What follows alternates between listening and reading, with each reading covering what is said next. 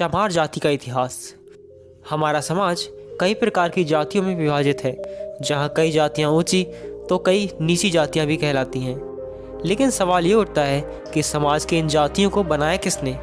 जहाँ आज भारत देश सफलता की ऊंचाइयाँ छू रहा है, उसी भारत में एक दलित जाति के बच्चे को एक शिक्षक के द्वारा मौत के घाट उतार दिया जाता है, क्योंकि वो एक बच्चा दलित जाति से था। उस बच्चे का दोष बस इतना था कि उसने टीचर के मटके से पानी पी लिया था। ऐसी घटनाएं समाज को अंदर तक झकझोर देती हैं कि आखिर ऐसा क्या जातियों का रुतबा या मजबूरी जो कि हमें समाज में जीने ना दें या हम किसी गरीब को परेशान करते रहें। और ऐसी ही एक जाति है चमार जाति, जिसने अपने शुरुआती दिनों से बहुत प्रताड़ना झेली है और समाज में चमार जाति को लोग बहुत गरीब नज़रों से देखते हैं। आखिर ऐसा क्या है कि कोई इंसान पढ़ा लिखा होकर भी उसे समाज में सर उठाकर जीने का हक नहीं मिलता, क्योंकि वो एक दलित जाति से बिलोंग करता है। दोस्तों, आज की इस वीडियो में हम जानेंगे कि क्या है चमार जाति का इतिहास और क्यों समाज में जाति दलित की तरह रहती है। सारे सवालों के जवाब मिलेंगे आज की इस वीडियो में। तो वीडियो शुरू होने से पहले वीडियो को लाइक और चैनल को सब्सक्राइब जरूर करें। सिकंदर लोदी के शासनकाल से पहले पूरे भारतीय इतिहास में चमार नाम की किसी जाति का उल्लेख नहीं मिलता। आज जिन्हें हम चमार जाति से संबोधित करते हैं और जिनके साथ छुआछूत का व्यवहार करते हैं, दरअसल वह वीर चवर वंश के क्षत्रिय हैं, जिन्हें सिकंदर लोदी ने चमार घोषित करके अपमानित करने की चेष्टा की थी।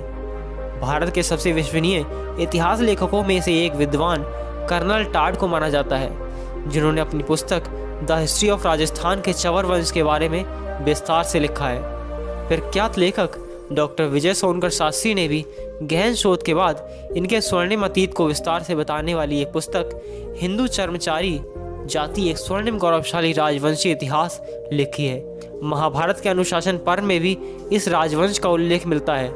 डॉक्टर शास्त्री के अनुसार प्राचीन काल में न तो चमार कोई शब्द था और न ही इस नाम की कोई जाति थी।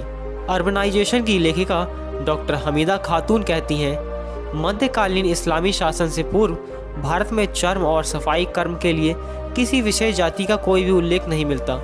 हिंदू चमड़े को निषिद्ध व हेय समझते थे, लेकिन भारत में मुस्लिम शासकों के आने के बाद उसके उत्पादन के भारी प्रयास किए गए थे। डॉक्टर विजय सोनकर शास्त्री के अनुसार तुर्क आक्रमणकारियों के काल में चवर वंश राजवंश का शासनकाल भारत के पश्चिमी भाग में था। इसके प्रतापी राजा चवर सेन थे। राणा सांगा उनकी पत्नी झाली रानी ने चवर वंश से संबंध रखने वाले संत रैदास जी को अपना गुरु बनाकर उनको मेवाड़ के राजगुरु की उपाधि दी थी और उनसे चित्तौड़ के किले में रहने की प्रार्थना की थी। संत रविदास चित्तौड़ किले में कई महीनों तक रहे थे। उनके महान व्यक्तित्व और उपदेशों से प्रभावित होकर बड़ी संख्या में लोगों ने उन्हें गुरु माना और उनके अनुयायी बन गए। उसी का परिणाम है कि आज भी विशेषकर पश्चिम भारत में बड़ी संख्या में रविदासी हैं। राजस्थान में चमार जाति का बर्ताव आज भी लगभग राजपूतों जैसा ही है। औरतें लंबा घूंघट रखती हैं, आदमी ज़्यादातर मूछें और पगड़ी रखते हैं। संत रविदास की प्रसिद्धि इतनी बढ़ने लगी कि इस्लामिक शासन घबरा गया। सिकंदर लोदी ने मुल्ला सदना फ़कीर को संत रविदास को मुसलमान बनाने के लिए भेजा। वह जानता था कि यदि रविदास इस्लाम स्वीकार कर लेते हैं तो भारत में बहुत बड़ी संख्या में इस्लाम मतावलंबी हो जाएंगे, लेकिन उसकी सोच धरी की धरी रह गई। स्वयं मुल्ला सदना फ़कीर शास्त्रार्थ में पराजित हो गया और वह कोई उत्तर न दे सका और उनकी भक्ति से प्रभावित होकर अपना नाम रामदास रखकर उनका भक्त वैष्णव हिंदू हो गया। दोनों संत मिलकर हिंदू धर्म के प्रचार में लग गए, जिसके फलस्वरूप सिकंदर लोदी आग बबूला हो उठा और उसने संत रैदास को कैद कर लिया और इनके अनुयायियों को चमार यानी अछूत चंडाल घोषित कर दिया। उनसे कारावास में खाल खिंचवाने, खाल चमड़ा पीटने, जूती बनाने इत्यादि काम जबरदस्ती कराया गया। उन्हें मुसलमान बनाने के लिए बहुत शारीरिक पीड़ा दी, लेकिन उन्होंने कहा, वेद धर्म सबसे बड़ा अनुपम सच्चा ज्ञान, फिर मैं क्यों छोड़ूं इसे, पढ़ लूं झूठ कुरान। वेद धर्म छोड़ू नहीं, कोशिश करो हजार, तिल तिल काटो चाही, गोदो अंग कटार। संत रैदास पर हो रहे अत्याचारों के प्रति उत्तर में चवर वंश के क्षत्रियों ने दिल्ली को घेर लिया। इससे भयभीत हो सिकंदर लोदी को संत रैदास को छोड़ना पड़ा। संत रैदास का यह दोहा देखिए, बादशाह ने वचन उचारा, मत प्यारा इस्लाम हमारा, खंडन करे उसे रविदासा, उसे करो प्राण को नाशा। जब तक राम नाम रट लावे, दाना पानी यही नहीं पावे। जब इस्लाम धर्म स्वीकारे, मुख से कलमा आपा उचारे। पढ़े नमाज जभी चितलाई, दाना पानी तब यही है पाई। समस्या तो यह है कि आपने और हमने संत रविदास के दोहों को पढ़ा ही नहीं, जिसमें उस समय के समाज का चित्रण है, जो बादशाह सिकंदर लोधी के अत्याचार, इस्लाम में जबरदस्ती धर्मांतरण और इसका विरोध करने वाले हिंदू ब्राह्मणों और क्षत्रियों को निम्न कर्म में धकेलने की ओर संकेत करता है। चवर वंश के वीर क्षत्रिय जिन्हें सिकंदर लोधी ने चमार बनाया और हमारे और आपके हिंदू पुरखों ने उन्हें अछूत बनाकर इस्लामी बर्बरता का हाथ मजबूत किया। इस समाज ने पद दलित और अपमानित होना स्वीकार किया, लेकिन विधर्मी होना स्वीकार नहीं किया। आज भी यह समाज हिंदू धर्म का आधार बनकर खड़ा है। आज भारत में लगभग 23 करोड़ मुसलमान हैं और लगभग 35 करोड़ अनुसूचित जातियों के लोग हैं। जरा सोचिए, इन लोगों ने भी अगर मुगल अत्याचारों के सामने हार मान ली होती और मुसलमान बन गए होते तो आज भारत में मुस्लिम जनसंख्या 50 करोड़ के पार होती और आज भारत एक मुस्लिम राष्ट्र बन चुका होता। यहाँ भी जिहाद का बोलबाला होता। इराक, सीरिया, सोमालिया, पाकिस्तान और अफगानिस्तान आदि देशों की तरह बम धमाके, मारकाट और खून खराबे का माहौल होता। हम हिंदू या तो मार डाले जाते या फिर धर्मांतरित कर दिए जाते, फिर हमें काफिर के रूप में अत्यंत ही गलील जिंदगी मिलती। धन्य है हमारे ये भाई जिन्होंने पीढ़ी दर पीढ़ी अत्याचार और अपमान सहकर भी हिंदुत्व का गौरव बचाए रखा और स्वयं अपमानित और गरीब रहकर भी इस प्रकार से भारतवासियों की सेवा की। चमार जाति इतिहास को गौरवान्वित करते ये कुछ प्रमुख व्यक्ति।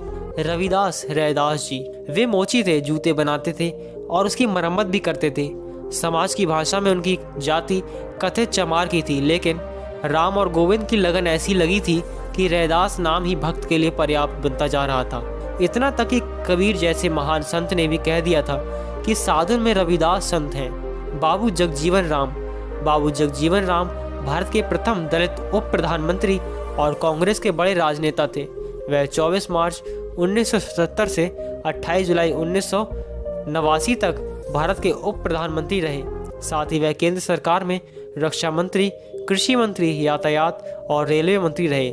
काशीराम किसी परिचय के मोहताज नहीं। वह बहुजन समाज पार्टी के संस्थापक थे। उन्हें बहुजन नायक के नाम से भी जाना जाता है। उन्होंने जातिवादी व्यवस्था के खिलाफ आवाज उठाकर समाज सुधार का काम किया। बहुजनों, पिछड़ी और निचली जातियों का राजनीति एकीकरण और उनके उत्थान के कार्यों के लिए उन्हें हमेशा याद किया जाएगा। मीरा कुमार, बाबू जगजीवन राम की सुपुत्री मीरा कुमार कांग्रेस की वरिष्ठ नेता है। वह बिहार के सासाराम से 2004 से 2014 तक लोकसभा सदस्य रही। वह 4 जून 2009 से 16 मई 2014 तक लोकसभा की अध्यक्ष रही। सुश्री मायावती, राजनीति की दुनिया में मायावती का अलग पहचान है। वह 4 बार उत्तर प्रदेश की मुख्यमंत्री रही हैं। साथ ही वह वर्तमान में बहुजन समाज पार्टी की राष्ट्रीय अध्यक्ष हैं। भीमराव अम्बेडकर का जन्म 14 अप्रैल 1891 को ब्रिटिश भारत के मध्य प्रांत में स्थित महू नगर सैन्य छावनी में हुआ था। वे रामजी मालोजी सकपाल और भीमा भाई की 14वीं व अंतिम संतान थे। उनका परिवार कबीर पंथ को मानने वाला मराठी मूल का था और वे वर्तमान महाराष्ट्र के रत्नागिरी जिले में आवंडवे गांव का निवासी थे। तो दोस्तों, यही था चमार जाति का इतिहास। तो अगर आपको वीडियो अच्छी लगी हो तो वीडियो को लाइक करें, शेयर करें, कमेंट करें और चैनल को सब्सक्राइब करें। तो चलिए मिलते हैं नेक्स्ट वीडियो में। तब तक के लिए थैंक्स फॉर वॉचिंग।